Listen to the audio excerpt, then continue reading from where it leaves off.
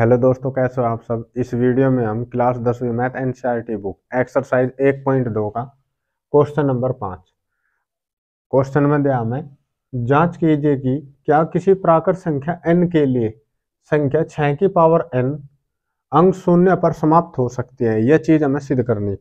जो चीज सवाल में दिया सबसे पहले उसे नोट कर लो। सवाल में क्या दिया, जो सवाल में पूछेगा मेरे से 6 की पावर n अंक शून्य पर समाप्त हो सकती है, तो यहां से लिख लो 6 की पावर n बराबर 0। और एक चीज और दी इसमें कि जहां इसे लिख लगे n एक प्राकृत संख्या है, जहां n एक प्राकृत संख्या है, प्राकृत संख्या है। प्राकृत संख्या को बोलना है हम नेचुरल नंबर। तो नेचुरल नंबर क्या हो, जो गिनती वाली संख्या हो वो नेचुरल नंबर कहते हैं। जैसे 1 2 3 4 5 6 7 एंड सो अनंत तक। तो सवाल में क्या दिया हमें, 6 की पावर n बराबर 0। यह चीज हमें सिद्ध करनी। तो सबसे पहले क्या काम करेंगे, हम 6 के फैक्टर कर लेंगे। आप ये तो इस तरीके से कर लो, 6 के फैक्टर 2 से कट्टा के 3 और 3 से कट्टा के 1। तो 6 के फैक्टर कितने आ गए, 2 3 6, 2 3 6। तो 6 की पावर कितनी है, n बराबर सिद्ध क्या करना हमें, 0। 0 मतलब शून्य। तो सबसे पहले क्या काम करा हमने, 6 के फैक्टर कर लिए, 2 3 6। यहाँ पे 6 की पावर n है तो इनकी पावर भी n होगी, बराबर 0। अब 0 कब होगा, किसी के बाद का इकाई अंक शून्य मतलब 0 तब होगा जब उसमें 2 और 5 होगा। देख लो एक दो एग्जांपल से, जैसे 10 लिखा, 20 और 30। ये 2 3 एग्जांपल ले ले। यहाँ पे जो 10 है इसका इकाई अंक क्या है हमारा, शून्य है। 20 है इकाई अंक क्या है, शून्य है। 30 है इकाई अंक क्या है हमारा, शून्य है मतलब 0। तो किसी के बाद का इकाई अंक यदि हमारा शून्य है मतलब 0 है, तो इसका मतलब यह है कि उसमें 2 और 5 जरूर है। तो देख लो आप, 10 के फैक्टर करो, 2 पंजे 10। तो यदि 10 है, 10 का इकाई अंक हमारा क्या होगा, 0। तो उसमें 10 के फैक्टर करें 2 और 5। तो यदि किसी के बाद का इकाई अंक हमारा शून्य है तो उसमें 2 और 5 जरूर है। 20 में देख लो, 20 के फैक्टर करो, 4 पंजे 20, 4 पंजे 20, 5 तो मिलेगा हमें। अब 4 के फैक्टर कर लो, 2 दूनी 4 गुणा 5, 2 और 5 यहाँ भी है। तो 30 के और देख लो, तो 6 पंजे 30, 6 के फैक्टर कर लो, 3 दूनी 6, 5 ये रहा हमारा। तो इसमें भी 2 और 5 जरूर है। यदि किसी के बाद का इकाई अंक हमारा शून्य है तो उसमें 2 और 5 जरूर है। तो यही चीज हमें सिद्ध करनी थी। तो वहां पर क्या हमारा 6 के फैक्टर करे हमने, 2 गुणा 3। अब ये देख लो 2 और 3, 2 और 5 के बराबर है क्या, 2 और 5 के बराबर तो नहीं है।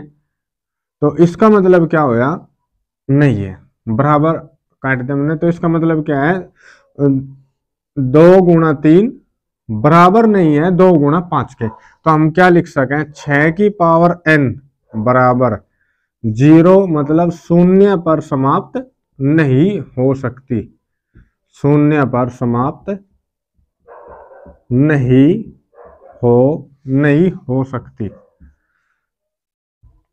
नहीं हो सकती। यही चीज हमें सिद्ध करनी। अब इसमें थोड़ा सा एक चीज का डाउट हो रहेगा होगा आपको। यदि यहाँ पे 6 की पावर n है, n क्या है हमारी, एक प्राकृत संख्या। और प्राकृत संख्या मतलब अभी क्या बता, नेचुरल नंबर यानी कि गिनती वाली संख्या। जैसे 1 2 3 4 5 6। सपोज करो यहाँ पे मैंने 10 लिया और 10 की पावर क्या ली मैंने, n क्या है, एक प्राकृत संख्या। तो प्राकृत संख्या क्या हो, जैसे 1 2 3 4 5 6। तो यहाँ पर 2 ले लो आप। तो यहाँ पर 2 क्या हुई, प्राकृत संख्या हुई। प्राकृत संख्या तो गिनती वाली संख्या, 2 ले 3 ले 4 ले 5 ले। तो 10 का वर्ग करो, 10 की पावर 2 मतलब 10 का वर्ग कितना आया, 100। तो यहाँ पे हमें क्या मिला, इसका इकाई अंक भी हमारा क्या मिला, शून्य मिला। और जब शून्य होगा, मैंने अभी बताया था, जब किसी के बाद का अंक शून्य है तो उस संख्या में 2 और 5 जरूर है। ठीक। एक और देख लो, यहां पर लिया हमने 20 ले लिया और प्राकृत संख्या n क्या है, एक प्राकृत संख्या है, प्राकृत संख्या n ले ली मैंने 3, तो 20 का घन हुआ, 20 का घन कितना हो 8000। तो इसका बाद का एक अंक हमारा क्या हुआ शून्य। शून्य का मतलब क्या है कि इसमें 2 और 5 जरूर है। तो इसका मतलब क्या होया, यदि किसी के बाद का अंक शून्य है, चाहे आप उसका वर्ग करो या घन करो, उसकी पावर 5 करो या फिर 10 या 20 या 50 या 100, तो उसका बाद का इकाई अंक हमारा शून्य ही होगा। और जब शून्य होगा तो उसमें 2 और 5 जरूर होगा। तो यही चीज हमें सिद्ध करनी थी कि 6 की पावर n बराबर शून्य है। यह चीज हमें सिद्ध करनी, तो 6 के फैक्टर करें 2 गुणा 3 की पावर बराबर क्या होगा n। अब ये देख लो 2 और 5 के बराबर है नहीं है, तो बराबर नहीं है, तो 6 की पावर n बराबर शून्य पर समाप्त नहीं हो सकती। इसमें एग्जाम्पल नंबर 5 दे रखा हमें कि 4 की पावर n बराबर शून्य पर समाप्त नहीं हो सकती। बस थोड़ा सा ही वहां पे हमें दे रखा, एग्जाम्पल 5 है हमारा, उदाहरण नंबर 5।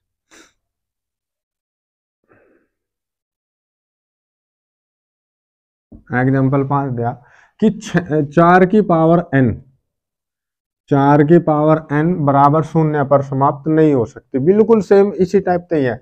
तो क्या काम करोगे आप, यहां से 4 की पावर n बराबर 0, तो 4 के फैक्टर कर लो 2 दूनी 4, तो यहां पर 4 की पावर n है, इसकी पावर भी n। अब ये देख लो कि 4 के फैक्टर करें 2 दूनी 4, क्या ये 2 और 5 के बराबर है, तो 2 और 5 के बराबर नहीं है।